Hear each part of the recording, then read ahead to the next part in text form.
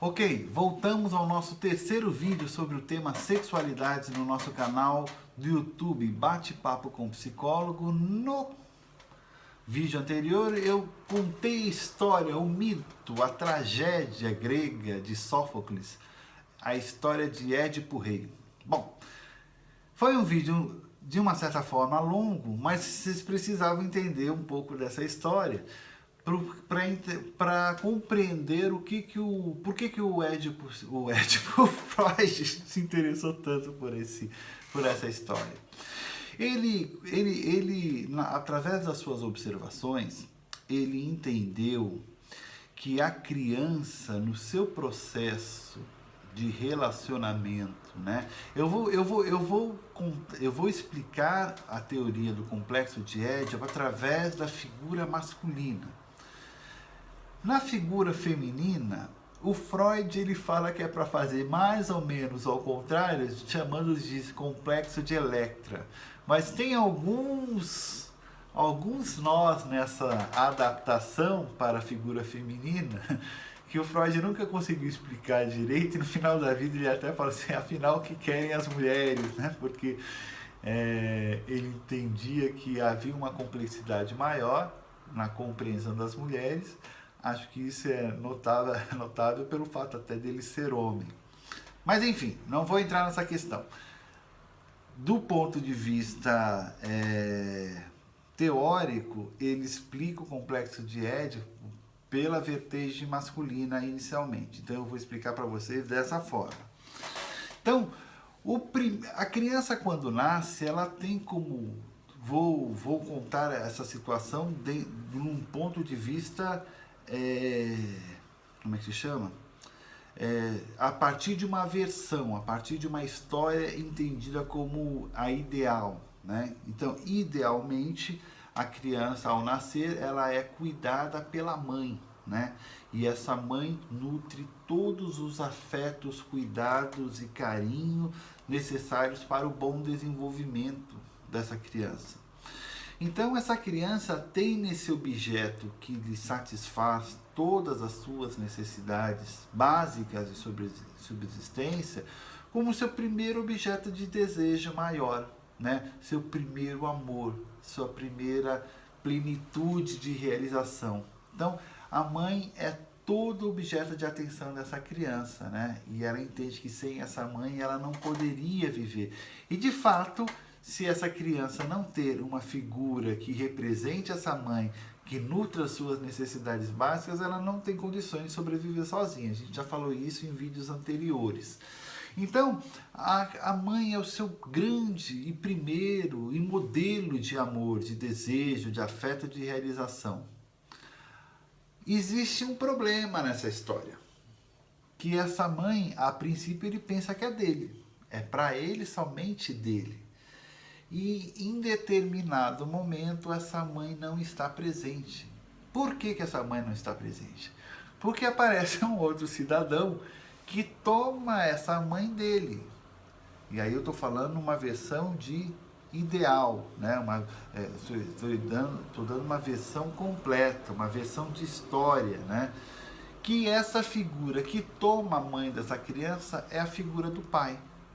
Então, esse pai é uma figura de interjeição, de proibição, de corte, né? Dessa relação plena e completa de mãe e filho, né?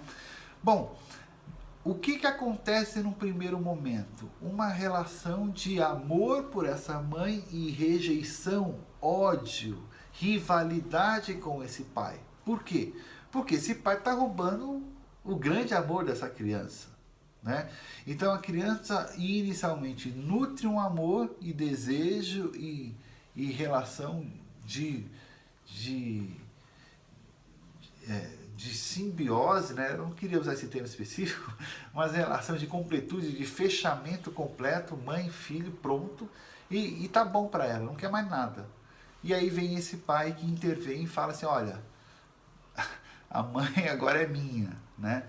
Então, a criança se vê de uma certa forma castrada, cortada, impedida de se sentir plena, porque a plenitude vem na sua relação com a mãe. Então tem uma relação de rivalidade, de ódio, de destruição dessa figura de pai.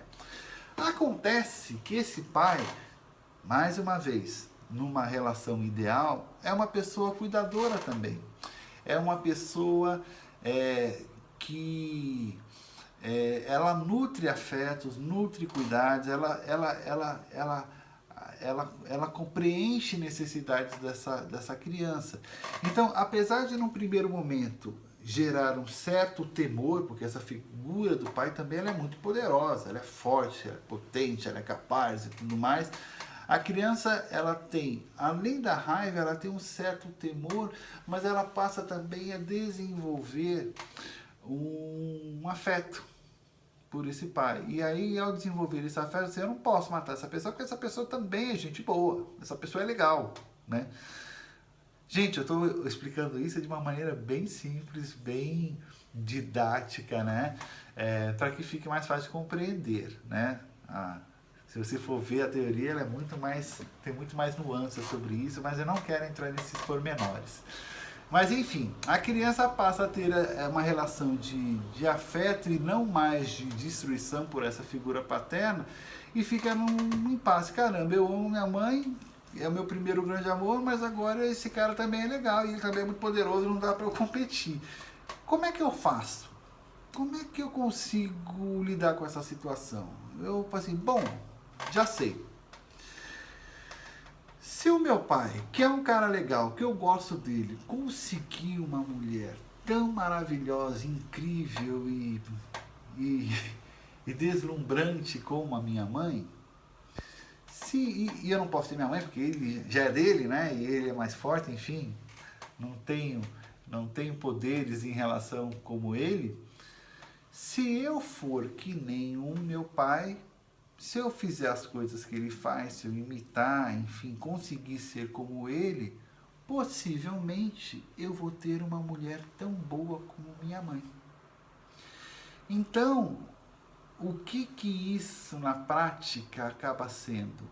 A criança passa então a se aproximar, o menino passa a se aproximar da figura do pai, tendo ele como grande herói, porque nesse processo de identificação ele passa a encontrar as diferenças que vão formar a sua identidade. E nesse processo de identidade ele vai encontrar uma mulher que vai ter qualidades muito semelhantes, semelhantes ou antagônicas, né? Mas como referência, né?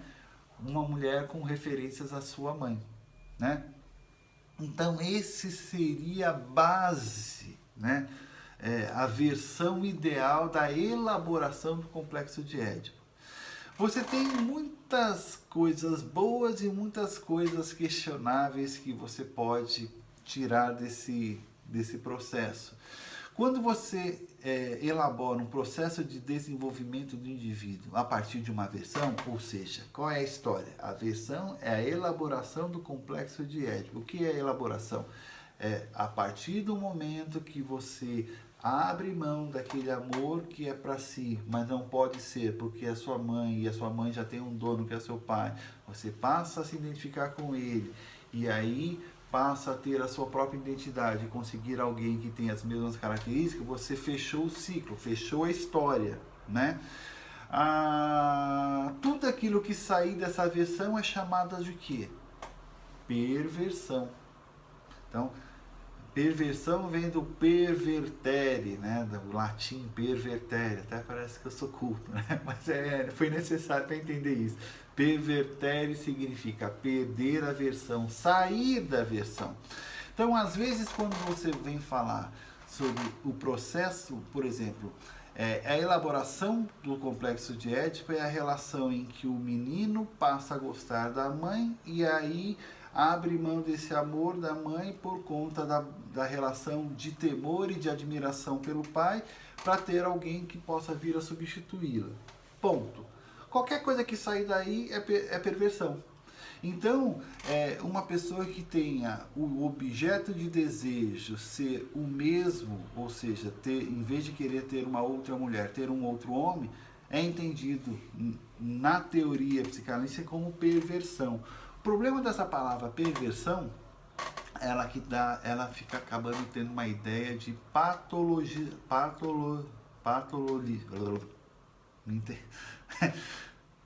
patologização, né? Ou seja, você trazer qualquer diferença, qualquer caminho diferente dessa história como algo que seja patológico. E não é o caso, né?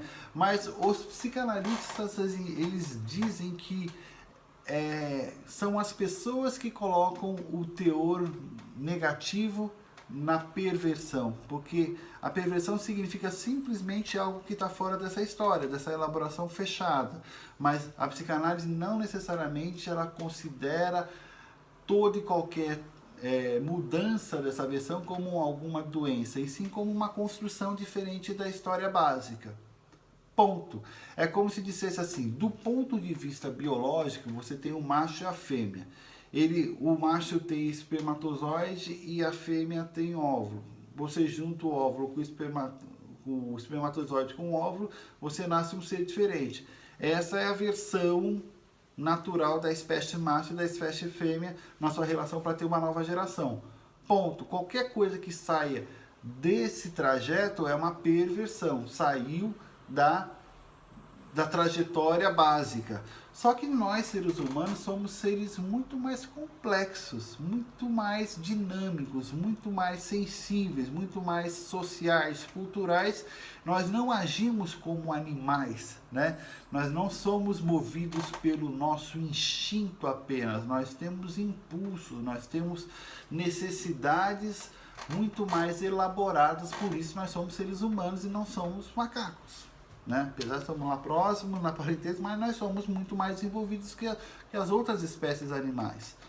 Então, a crítica que se faz a essa versão do complexo de Édipo é porque ele parte da teoria em função de uma história, e tudo que foge a essa história, então, perde a versão, sai da história, então não segue uma versão básica original. E aí tem-se a ideia de que isso possa ser doentio, patologizante. E não é, né? Na verdade é só uma forma de expressar que muitas vezes a sociedade coloca como algo negativo. Bom, eu espero que tenha ficado clara essa ideia do complexo de Édipo. É um tema bastante dinâmico, né? Mas a partir do